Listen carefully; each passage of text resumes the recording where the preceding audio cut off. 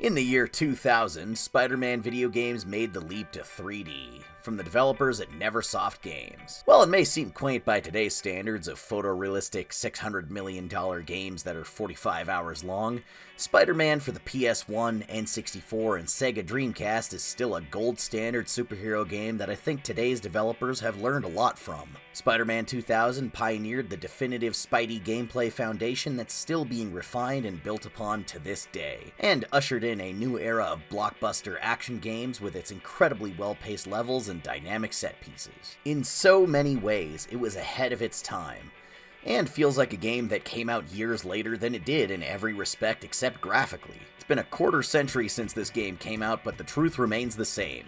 Neversoft Spider-Man went hard. Get it? Oh, no one's ever around for the good ones. Now, I know what you're thinking. Xavier, didn't you talk about this game already 3,652.5 days ago? Yeah, I did. Back in high school. I was making these after class and on the weekends. And while they were successful beyond my wildest dreams, these videos suck. You don't have to be nice, I know they suck. I'm aware a lot of people are nostalgic for those videos at this point, but I'm a perfectionist, and all I can think of when watching them is how clear it was that these were made by a kid. Maybe an ambitious kid with a lot of potential for growth, but they're just not well made. The voiceover is timid, dull, and slow. The editing is sluggish. The presentation lacks enthusiasm. The jokes are cringy or overly edgy because that was the style at the time. The gameplay footage looks choppy because my settings were wrong on the capture card. And the script is so surface level and bare bones. I talked about Spider-Man 2, arguably the most important Spider-Man game of all time, for less than 3 minutes. I hardly said anything about anything because it was just more of a general overview, and yet some people act like these are like the definitive reviews of these games. Definitive my ass, this is just the cliff notes while trying to be some weird mix of Rebel Taxi and Mr. Plinkett. I hadn't discovered my style and identity yet as a creator, and truth be told, I made these videos under the assumption that no one would watch them and I'd be screaming into the void. That sure didn't happen. I know for a fact as an adult with over a decade of professional experience on YouTube, I can do better than, well, all of these. So for the 10-year anniversary of the Spider-Man games retrospective, I'm remaking the entire thing! This is the Spider-Man Games Revisited Retrospective Review Revision. The Revenge. Redux. Reloaded. Let's take it back to where it all began, after this word from our sponsors. Sure didn't have those in 2015. But first, I want to give thanks to this video's sponsor, Private Internet Access VPN. What is a VPN? Well, whenever you're browsing online on an unprotected device such as your phone, computer, tablet, console, etc., your device is transmitting a ton of personal information out into the open, which can be viewed by various different entities before reaching the intended website. A virtual private network, or VPN for short, is an app that hides your IP address and safeguards your internet connection through an encrypted tunnel that shields your digital life from the eyes of those that are looking to exploit your private information. With them, your information is safe. PIA will hide your IP address and encrypt your internet connection. Private internet access is available for all platforms: Windows, macOS, Android, Linux, iOS, and many more. And you can use one private internet access subscription to protect an unlimited amount of devices at the same time. Private internet access is the world's most transparent VPN provider, with over 30 million downloads. But they also provide entertainment benefits too, like allowing you to access full libraries of streaming services and unlocking region-locked content by changing your server location. I can use it to watch some of my favorite TV shows that aren't on Netflix in the United States, like Iron Man Armored Adventures in Canada.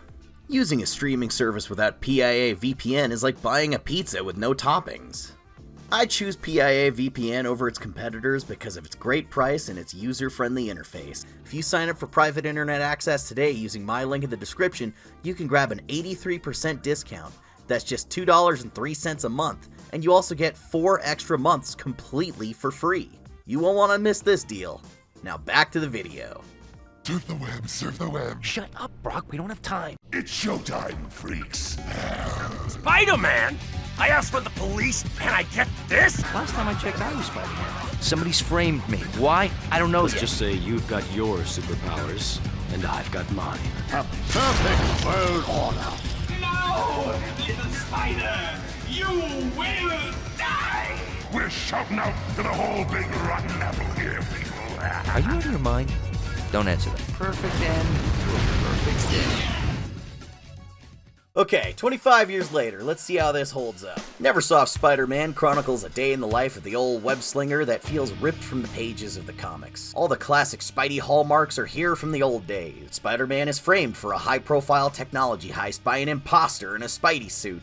Everyone used to put on a Spidey suit to do crimes back in the day. Chameleon, Mysterio, Kraven did it twice. So the webhead's on the run from the law while Doc Ock initiates a complicated plan to take over the world and keep Spidey distracted by a who's who of superpowered enemies.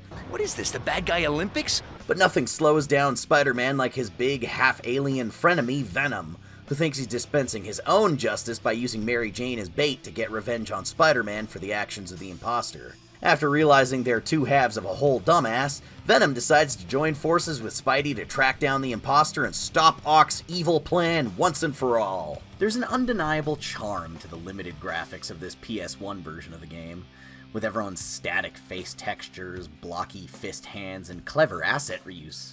Mary Jane and Black Cat are practically a palette swap with the same voice actress, which actually led to an argument with my cousin when we were 6 because he thought they were the same character and that annoyed me.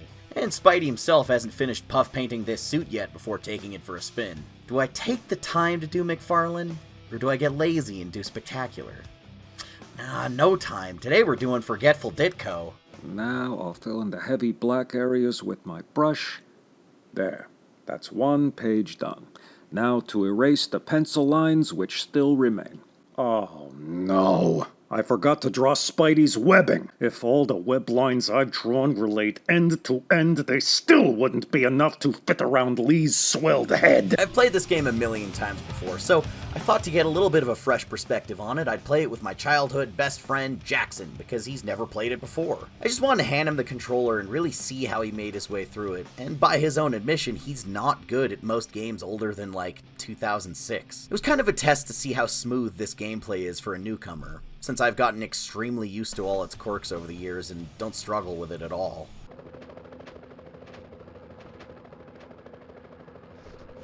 This wasn't me, it's my friend that's really bad at old video games. Okay, thank God we have that cleared up.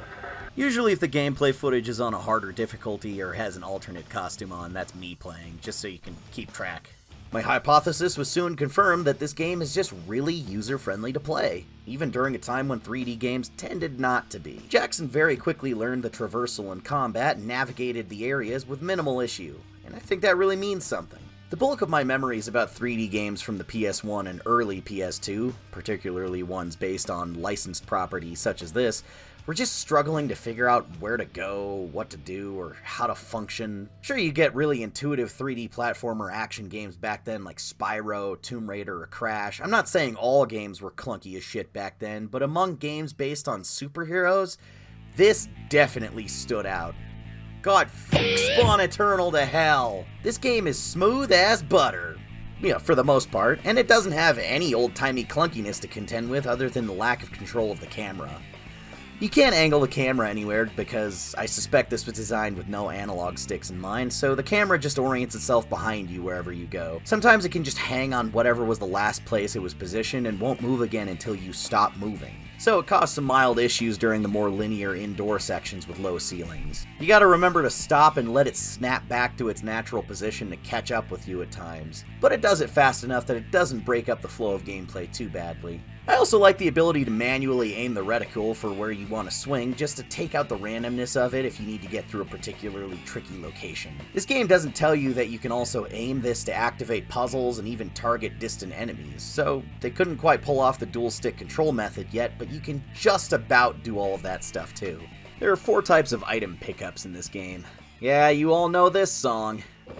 I'm already at full health. I admire this game's really ballsy approach to limited web fluid. Not enough webbing. Every webbing attack uses a little bit, but so do basic things like web swinging and web zipping, which makes sense. Whether he's using it for combat or traversal, it's all the same limited resource in the comics. The other 2 are a temporary upgrade that make your webbing do fire damage against symbiote enemies. And lastly, you can double your health with the old trusty Spidey armor. The old trusty Spidey armor.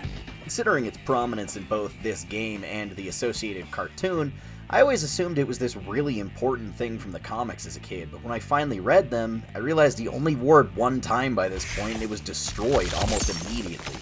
So not that trusty. There's not much to the web swinging mechanics. It's almost like an automated short-range glider move disguised as web swinging, since you always lose elevation when you activate it. I did find it funny how many near misses I observed in my friend when he just dove straight off a building and only caught himself at the absolute last minute, and we started joking that his luck was gonna run out eventually. Oh god! I'll never make it this time! This is the end! Despite the levels being pretty linear, they still wanted to let you get some outdoor web traversal in, and their excuse for limiting the scope of the city was that Doc Ock has poured in some kind of nefarious fog into the streets as part of his plan. I wonder if it makes you allergic to cocaine and cures AIDS. It's not explained very well how this helps him. That fog which blankets the city is preparing everyone in New York for symbiosis! But it does hide the draw distance limitations on these early consoles. Yeah, Spidey, I've been there. It gets better, man. Anyway.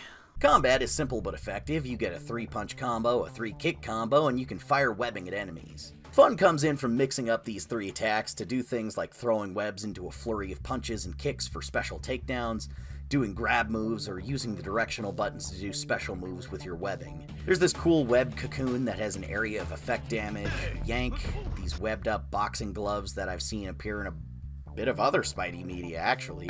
Excuse me. Seriously? Ow! And then the classic impact webbing that he learned from his brother clone, Ben Reilly. Using the webbing as a blunt projectile has really taken off since this game and became a huge part of Spidey's arsenal in other media, but whenever I see it, I'll always think back to that wonderful sound effect. I just love the sound effects of this game in general. A secondary developer, Treyarch, were in charge of the upgraded ports, and it generally looks a lot better. The Dreamcast and PC ports were able to utilize higher quality models with more polygons and slightly higher fidelity textures. All of the models are improved in this version in a way the PlayStation simply couldn't run, and they remastered the cinematics to match the new in-game models. They adjusted the camera placement and reanimated some shots entirely, and these are undoubtedly better looking characters. Though I do think the Treyarch team ran into some issues with redoing all these cutscenes, and you can see it all over this game. I think they couldn't quite recreate certain post-processing effects like the static on Doc Ock's screens here, or the flames on Human Torch. So the Dreamcast version either omits those effects, makes a worse looking version of them, or just uses the same shot from the PS1 port completely unchanged. And then there's also a lot of rendering glitches, like the characters switching back to the old models in some shots, or the textures glitching out. There's also consistency issues with Venom, where they made the cutscene model and the in-game model for him, and then they keep arbitrarily switching back and forth between them. The giveaway is if his teeth look more normal or turn into these crazy toothpicks that clip through his lips. God, could you imagine him biting you with those? Tasty. The effect of the symbiote crawling over Eddie is missing. The Tony Hawk Pro Skater 2 billboard isn't there. They hit caps lock when writing Mary Jane here, but still capitalized the first letter, so it's formatted wrong. I think they wanted this shot to look more like it was nighttime, so they turned the gamma way down, and it looks really bad. There are some shots they didn't change at all, and it's just the same as the PS1 version. I do appreciate the upgraded models a lot, but there's a lot of cut corners in these cutscenes that tend to be distracting on this port. The gameplay in the PC and Dreamcast version does have way better textures, though, including actual webs on Spidey's costume, and Venom isn't so blue. Oh yeah, that's Blue Suit Spider-Man there. Watch out, that blue costume really makes him mean or something. Oh Jesus, is he still talking about this? Let it go, man, God. Hit that merch in the description, kids. Excelsior! What the hell was that? Oh yeah, costumes! So this was one of the first superhero games to have a big emphasis on unlockable costumes from throughout the character's history. You can unlock them by completing certain in-game challenges, finding hidden areas, getting all the collectibles, or beating the game on a certain difficulty. And they went so far as to add gameplay modifiers to these costumes based on how they work in lore. The black suit has infinite webbing. Before that was the standard for a little while. 2099 does increased damage. The civilian costumes can't carry more than 2 web cartridges for added difficulty. And Captain Universe is just God mode because it's actually the anti-null angel symbiote or something. Yeah man, that's cool, whatever. Because it was recent and had the same Spidey voice actor, they even threw in unlimited. That's never gonna be in a game again, but I love that costume. Go watch Xavier's video talking about all the action figures made based on that design. Thanks, true believers. Jesus Christ, it keeps coming back. There's a lot of variety to these levels that take you all over New York, from the skyscrapers to office buildings, the sewer, the subway tunnels, and the nefarious underwater villain layers that they are so well known for. This was still made in a time when the focus was more on making fun and challenging levels to navigate than adhering to a realistic sense of reality for immersion. Why does the basement of the Daily Bugle have a dozen 2-story tall enormous furnaces with medieval-looking gates on them? I don't know, who cares? Maybe Jonah just thought it was important for heating. Why do Venom and Spidey fall through a manhole cover above a giant 30-story underground drop before landing in the sewers of New York? Yeah, whatever. Why did the sewers in New York subway connect to a crystalline tunnel, a massive underground cavern, and a maze of industrial machinery that crushes you to death with like 6 tons of force? For fun, I suppose. After playing so many modern AAA games where the levels are designed to be massive open worlds or slavish devotion to sensible architecture, it's refreshing to go back to a time when they really didn't care about that and just wanted to build memorable set pieces, whether they made sense or not. This feels like Spidey wandering the halls of Black Mesa. Even still, this game is chock full of unique action set pieces, and it will constantly throw you into a totally new setting with an added challenge you haven't dealt with before and just let you battle it out. Like running across New York rooftops as they're shot to pieces by a seriously persistent police chopper, or a mission where you have to fight increasingly relentless hordes of enemies on top of a moving train until you reach your destination. It's like this was the grandfather of Uncharted 2. I really love the middle third of this game spent chasing Venom around the vast underground of New York. I know we all hate sewer levels, but I was always captivated by how eerily massive these areas are and how they just seem to go on forever. I see a lot of elements here that would become the standard for blockbuster single-player action games going forward. Not to mention just how much the format of this gameplay still works for Spidey in particular. 25 years later, and modern Spider-Man games still play pretty similarly to this, despite the myriad of bells and whistles on top. You just have to admire how forward-thinking Neversoft's design was here. This plays like a game 2 generations ahead of where it was at. There was even a modest attempt at early accessibility options, like adding the classic Kid Mode. A much easier version of the game where some of the challenge was reduced so even someone as young as a 5-year-old could beat it like I did. Major sections of levels are modified to make it easier, and that was a relatively new concept at the time too. Spider-Man 2000 even offers some really great quality of life enhancements that weren't commonplace at all at the time. Like frequent fucking checkpoints! Oh look, a checkpoint popped in the middle of this level. How kind of you! Now if I fail, I'll lose seconds of progress rather than hours, like every other PS1 game. I take these things for granted now, but God was this game ahead of its time in terms of just picking it up and having a good time regardless of skill level. If you're looking for something to do after beating the game's main story, there's a surprising amount of secret or additional content to access.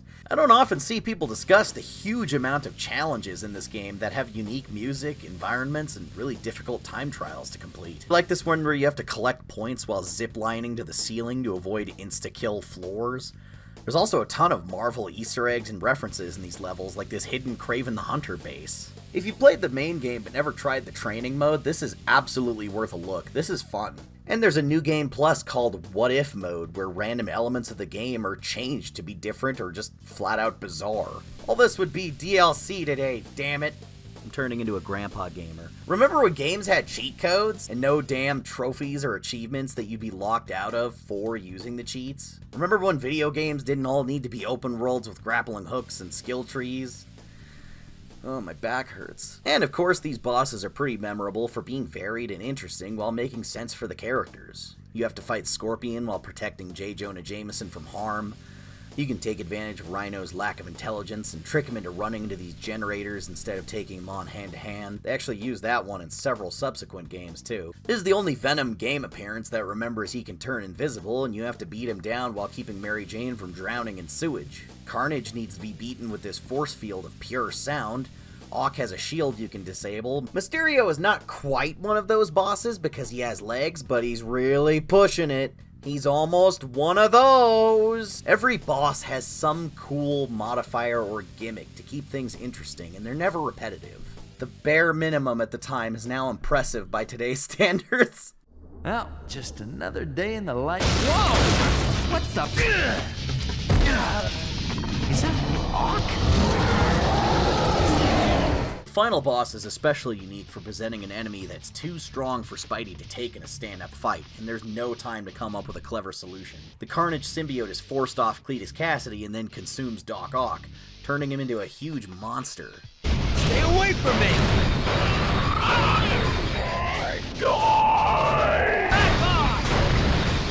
This was nightmare fuel as a kid, and the fact that you can't fight him at all and you just have to run because the whole building is exploding around your ears just made it even scarier. This has to be one of the most intense chase sequences I've encountered in a game, where he's relentlessly breathing down your neck and you have to just keep climbing these massive hallways and elevator shafts. For a long time I'd play the whole game up until this point and then ask my dad to beat this part for me as a kid.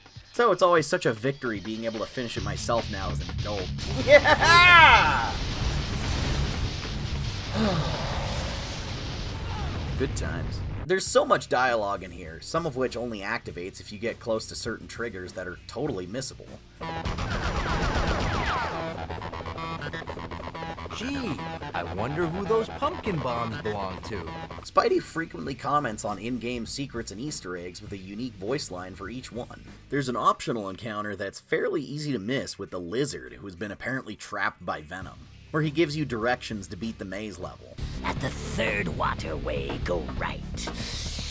Follow it around the corners, past the machinery, skip the first tunnel intersection, then go right at the next one.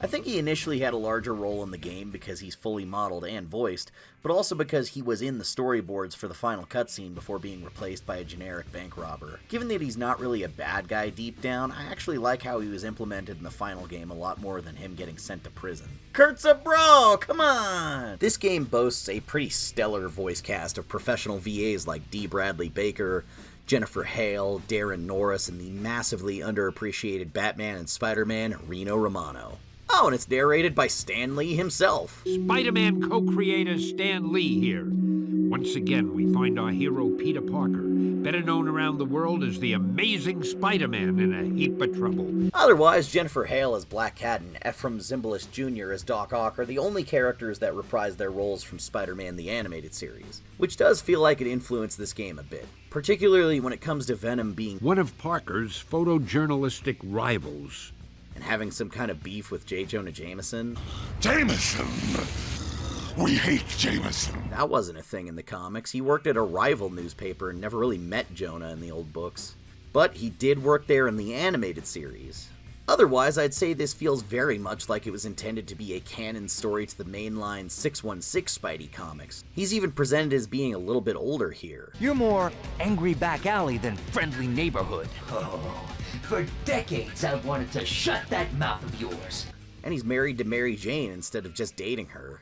Where's my wife, you symbiote freak?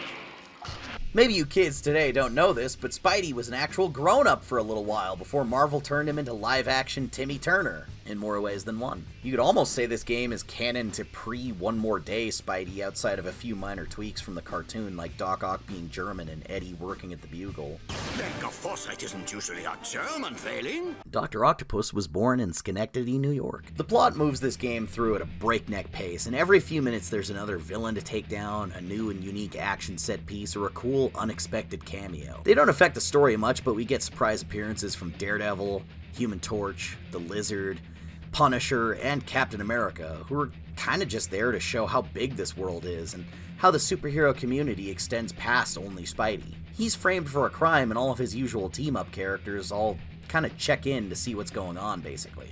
We even get Spider-Man and Human Torch being buddies, which is so rarely ever touched upon by adaptations because of various boring rights issues. I think it's cool seeing these guys come and go to give a sense of the scope of the story, while also letting Spidey maintain the spotlight. It really reminds you of the cameos Stan and Steve used to throw into older Amazing Spider-Man books to get you interested in reading up on other characters. You know, here's Iron Man for one panel just to shamelessly tell you to go read that book.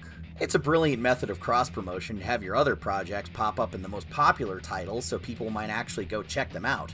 Go follow Xavier on Patreon for exclusive videos to help support the channel. Oh, that's what that is! Everyone here is represented pretty well, except maybe the Punisher, who is just a bit too friendly with everyone else. I'd like to keep the body count low, if you don't mind. Fair enough. Captain America and Daredevil would never invite him to cards. They hate that guy. He's ruining the whole vibe. We should have invited Luke Cage and Iron Fist, people that Spidey actually likes. Where'd Spider-Wuss go? Spider-Wuss!